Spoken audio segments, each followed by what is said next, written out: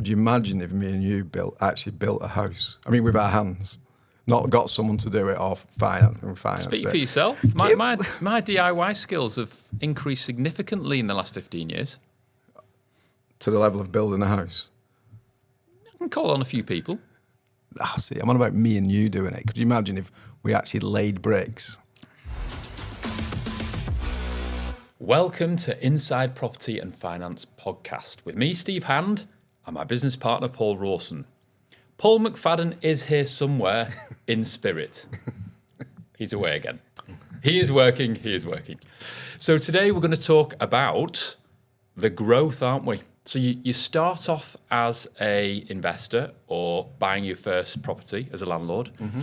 And then you've got the other end of the spectrum, like some of our clients that have got hundreds of properties. Like what happens in between? How do you get from there to there?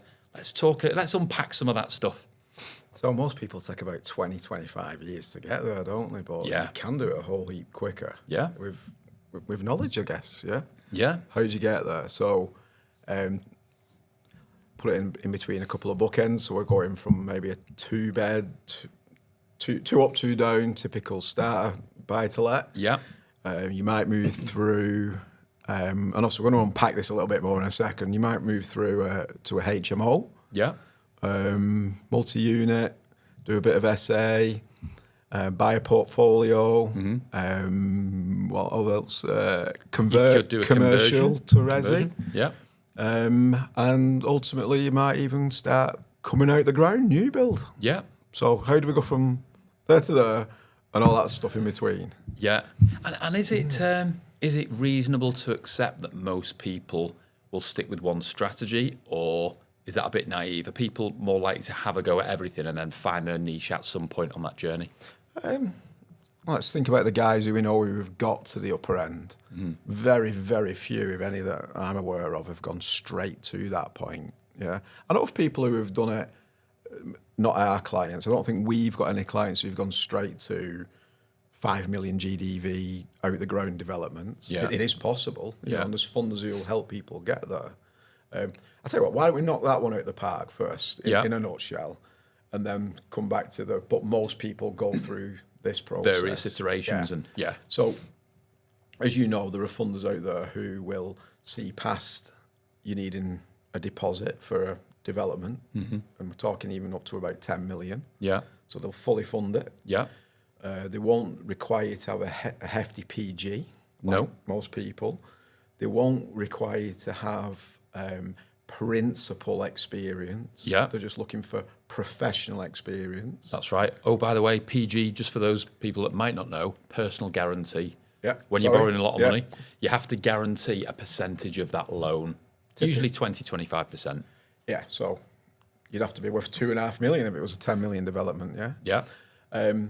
Principal experience as well, shouldn't really explain, is when you've done it before yourself. Yeah, in your own sort of limited company or own entity. Yeah, but professional experience is different. That's where you've done it before, but maybe you've done it for other people or even big firms. Yeah. Yeah. So those funders do exist. They're pricey. They want hefty coupon or interest rate. Fee structure will come into it. Once all that's been covered, they'll expect you to split the profits 50-50 or even more in their favour at times. Generally, yeah. But if it's a difference between doing something and not doing something, it's profit, yeah? And you can take that profit after one deal or maybe 2 and then not have to use that methodology again. No, roll it onto the next project. Yeah. So that's probably the real accelerated way of going from 0 to 100. Zero to hero. 0 to hero. Property hero. Yeah. But there are some specifics, as we've just explained, and it's not for everybody. Most people's property journey has been 15, 20, 25 years. Some do it a lot quicker. Yeah. But yeah, those stages that we talked about before is what we normally see being the journey. Yeah. And yeah, some people tend to never get away from the first modus operandi, do they? It's almost like they program themselves into, this is who I am, and don't see the bigger picture. And in reality, going from a single unit buy-to-let 2 up, 2 down, or 3-bed semi or whatever, Mm-hmm. to a HMO, it's not that much different, is there? Not really, no. In terms of like the refurb that you'd have to do, you know, there's different configurations, isn't there, with a HMO, a house of multiple occupancy, and different sort of health and safety rules to adhere to. Yeah. But in terms of refurbing it, you know, your builder and your team, your power team, should be able to cope with a HMO versus a 2 up, 2 down, no problem. And generally that's what you should do. As a professional developer, you should be employing the various trades, and you're conducting the orchestra, so to speak. Yeah. And the professions are getting on with their trade there. But at the end of the day, you've got an asset that instead of renting it on one single tenancy, you're renting it out on a few. That's the end difference, you know. Yeah, very pretty much. So. And the finance on it? Yeah, sometimes it can fit on an ordinary buy-to-let product, can't it? Yeah. If it's a 4-bed HMO, and you'll get conventional buy-to-let lenders lending on that. But if it's, say, an 8-bed HMO, or you can have 20-odd, 30-odd bed ones, can't you? Yeah. Then we're looking at more commercial type lenders or more specialist lenders. Yeah, but it's the stepping stone of getting a little bit more au fait with things like building regs and fire regulations and things like that, and that maybe that's step one, isn't it? Yeah. And maybe we put on that same step, unless you think otherwise, multi-units, not quite the same, but same kind of principle. Yeah, I'd agree. It's like you tend to go with apartment or house, like we've had that conversation previously, haven't we? But it's like it's on one tenancy agreement. It's either a family or a professional living there, or a single person occupying the property, and then you go to sort of shared usage, which is your HMO. Or your multi-unit freehold block. So it might be a large old property that's split into maybe 6 flats, and they're all on their own tenancy, but you own the whole block. That could be like the next stage, if you like, in people's journey that we see. Yeah. And service accommodation / holiday let, a bit of a grey area as to what's what at times with different lenders. Yeah. Not really another step, is it, when you think about it? No, I'd say that's an offshoot. It's more... HMO step, a few more fire regs and... if you've got the hierarchical structure of a business, it would be on the same level. It's just a different department almost. It's quick what made me chuckle the other day. So one of the guys who were into SA in a big way, they were on about they were waiting for the inspector to come out, and... they were getting told that the bed was 1 inch out of place. 1 inch out of place? Yeah. So where they put the bed in the room, you've got to have, in the SA, to get the SA license, you've got to have so much room around it. Right. So they had to move, they had to move the bed that 1 inch. And I suppose they've got to draw a line somewhere.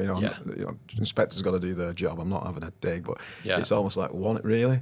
So someone comes in and they sit on the bed and it nudges it, and it's no longer. I can't tick the box. It's got to be moved. Yeah. But again, it's just maybe a good example of it is a level up from a buy to let, because there is a few more things that you've got to get your head around, and the finance works different as well. It does, yeah, and things like that. So where we are, we've got level 1 buy to let, level 1 buy to let, level 2 HMO, MU, multi-unit freehold block, SA holiday lets. Yeah.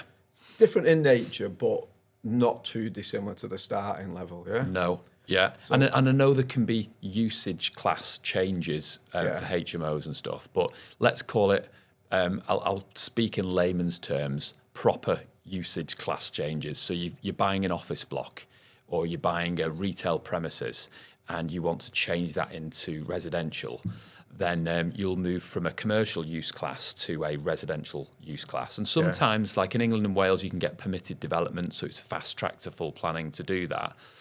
In Scotland, they don't have permitted development as yet. I believe it's going to come at some stage. So then it's just a normal planning process, and it's changing it then from that commercial building into a residential. And when that's changed, then you can you can start reconfiguring the inside. So I'd say that's another level up. And I would probably say that, in my experience, developers that go into that will start doing something that might be 12 units or less, typically. Yeah. For the first 1 or 2 projects. Get the head around that. Make the mistakes get the war wounds on the smaller projects, and then it's less costly. Yeah. And then gradually move up from there. And the reason you gradually move up is because there's increased trepidation, isn't there, as you scale up to a bigger project. But also, if you're borrowing money, like the personal guarantee thing, the bank wants you to personally guarantee a fifth or a quarter of that loan. Well, just by virtue of the fact that most people are starting off with little or very little, then you need to build up your net worth, don't you? Yeah. And you do that by buying property, holding on to it, increasing your portfolio. And as the equity in that portfolio grows, you can then scale up and take out bigger loans.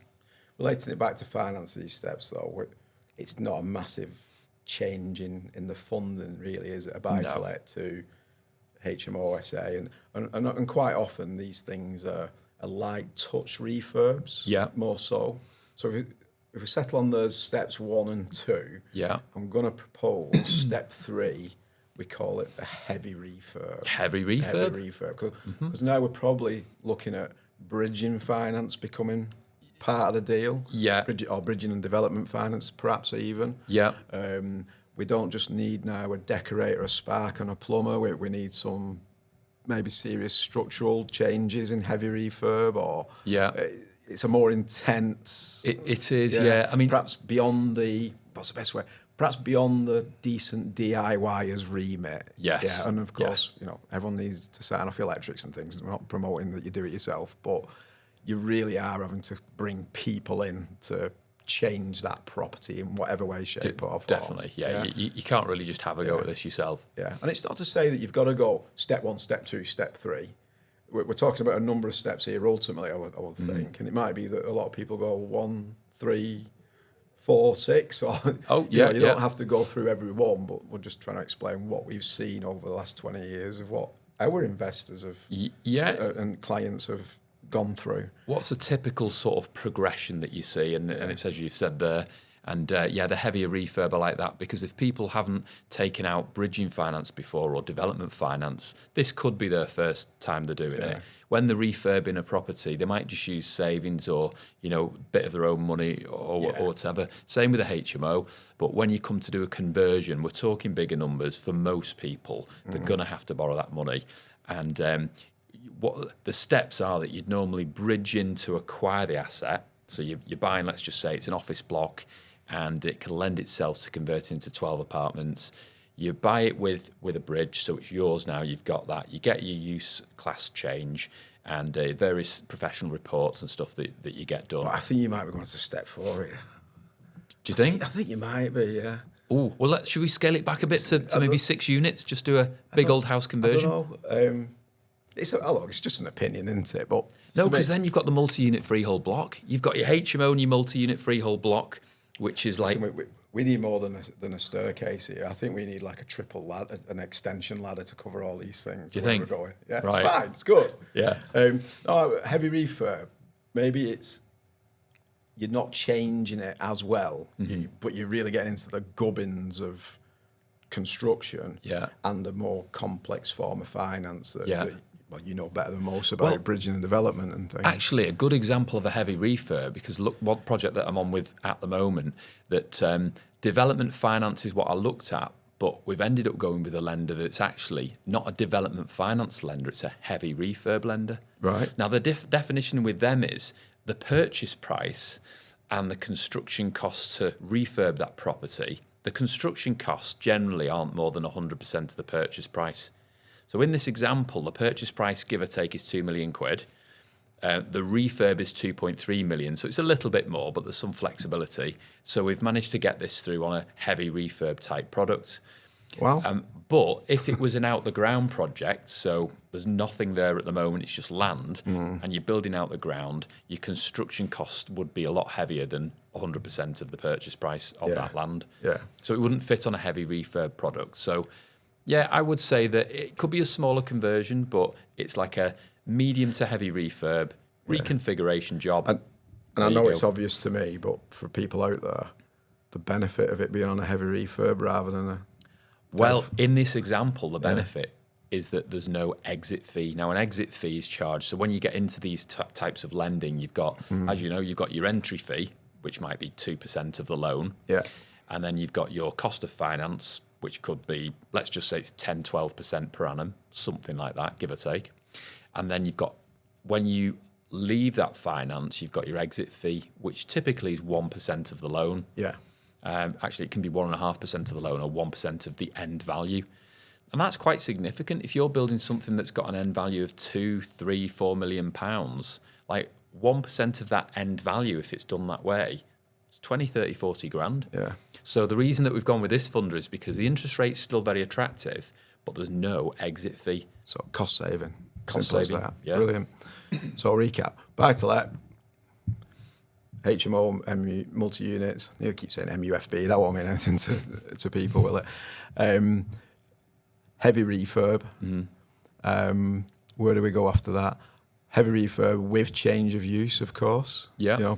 So you're bringing in maybe the complexities of stage 2. Yeah. And the complexities of stage 3 becomes the next tier of what people get into. So different legal things, different health and safety, different construction issues, different finance costs. Yeah. But nevertheless, it's still contained within an existing shell of a structure. Yeah. And it's not quite where people tend to end up. Can I chuck in? And again, if you've got something in your head in between, can I chuck in now commercial to resi? Commercial to maybe resi, the yeah. next step that people often move I to. would say very so. popular at the minute as well, isn't it? It is, yeah, it is, because of course the high street's changed, doesn't it? So there's a lot of empty units that people can reconfigure into residential. Planning laws have become a bit easier to do that as well. So it lends itself to this sort of project. And what's quite nice about it is that it means that you can go for property and assets that's different than what most people gravitate towards. So most people will look at something that's already a residential property, and if they're doing a conversion, they might just look for a big old period property, chop it up into 6 apartments or whatever, job done. But now you can start looking at things that are outside of the norm, and it might be like a light industrial unit, like a car mechanic's garage, and you have to be a little bit more creative with these sorts of projects, because you've got to go into it and visualize and see like what could you do with this asset to wring the towel out, add value, and create beautiful homes for people in the community. So you can go after assets that most people will not even consider, won't be part of their remit. Okay, so finally, I guess is they all out the ground. Yeah. New builds. Yeah, and again, just give a brief idea of the projects you deal with and get funding on, why that becomes another step again compared to the commercial to resi. Yeah. And I know the obvious one is, again, it's you're creating something that doesn't even exist, as opposed to at least there's something already there on commercial to resi. You're just hiving it up. But the legalities, the funding. Yeah, and there's a couple of aspects to it in that you could just look at something that's it's just purely land right now. So you're building a new structure, or there might be a structure on that land, and you're just going to demolish it and then build again, start again. Yeah. And you tend to find, certainly in my experience, that developers will go with, remember by this stage, they're a little bit longer in the tooth. So they've got some war wounds, they've got the experience, and they'll decide one of two camps. Not everybody, but a lot of them do this. They'll either stick with commercial to resi conversions, or, making better an existing structure, but keeping the existing structure, or they will go out the ground. And there's a number of people I can think of that do commercial to resi conversions. They won't touch out the ground. It's like, no, I'm not for that. And I'm not for it. It's not that it's not profitable. It's just that I've figured out a great formula and strategy with my commercial to resi conversions, and I'm quite happy with that, thank you. Yeah. And out the ground does carry increased risk, arguably. To some people that do it regularly, it won't be. But you don't know what's under the ground. Depends who you ask, doesn't it? Yeah. It's funny because Palaman George, who used to be a builder, his comments are, what do you want to get involved in old houses for? You don't know what you're going to uncover, and and that. Yeah. If you start, you start from fresh, that's the way forward, yeah. And then you speak with the next guy, he's like, why on earth do you want to come out of the ground? You don't know what you're going to find when you go in there and stuff like that. And I don't care how much you test the ground. It's a lottery. Yeah. I'm not touching out the ground.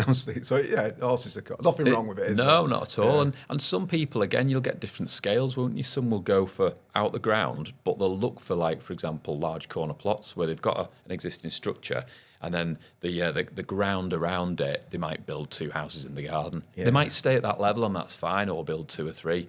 And then you'll get people that look for, like the one we did recently, big old care home. They'll reconfigure the care home, and then in the grounds of that care home, there's a couple of or so acres, they'll build maybe 12 or 14 houses. So so even out the new build out the ground, really we should give that probably 3 or 4 steps of its own, just from a scale point of view. Oh yeah, and even nature of what you're building. Yeah, you know, you're building if you built 2 semis and then you go and build 20 semis, it's not that dissimilar apart from the number that you're doing. Yeah, if you've done 2 semis and then you go and do an apartment block of 30 or phased development, it's a whole different ball game, isn't it? Yeah. But I guess when people get to that stage, they've probably got enough about them to be able to transition more. It's that buy to let to there, and where we've seen people go. Yeah. And not everyone goes all the way to the top. Not everyone get a level. Not even really mentioned acquiring portfolios, have we, in BMV? No, not. There's a step in there somewhere, probably. But yeah, it's generally the case that people will move through a few of those stages when they're going up the ladder, isn't it? Yeah. Very rare people go from nowhere to out the ground and doing 30 properties or something. That's right. And what we've got to remember is as you go through those stages, you might be building a team around you. Like you might start employing a construction team, and naturally you want to keep those guys busy, don't you, on sites? So, and you're building up your net worth gradually so you can borrow more money. The ability to borrow more because the personal guarantees increases. Yeah. And you want to keep those guys busy, so you tend to focus on a particular range of projects, and that range could be 0 to 3 million, it could be 2 to 5 million, 5 to 8 million, whatever it is. But the people that are doing north of £20 million end value projects, it's unlikely they're going to be focusing on the less than £2 million end value projects. They might do the odd one just to keep their guys busy, but generally you've got different markets, haven't you, within that? Yeah.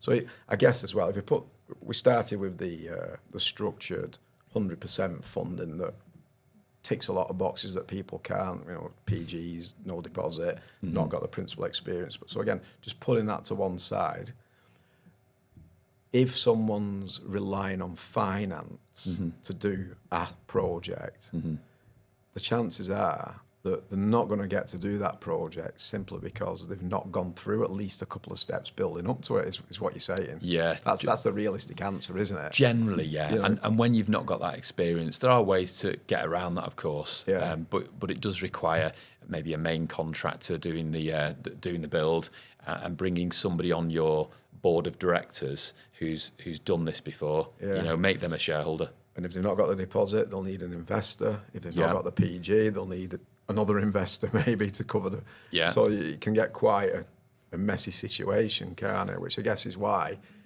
people often go through stages, not because of their own comfort, but because of maybe financing limitations force them to have to go from it. There's no shame in going through all these stages. I'm not saying that. It's just trying to give people an idea of people who have been through the A to Z process, generally how it pans out. Yeah. And as we said, some people find a comfort level, don't they? And they're very good at it and they make a lot of dough. Yeah. And again, there's nothing wrong in stopping there. We're not trying to say everyone should be thinking, I've got to be up here at some point. No.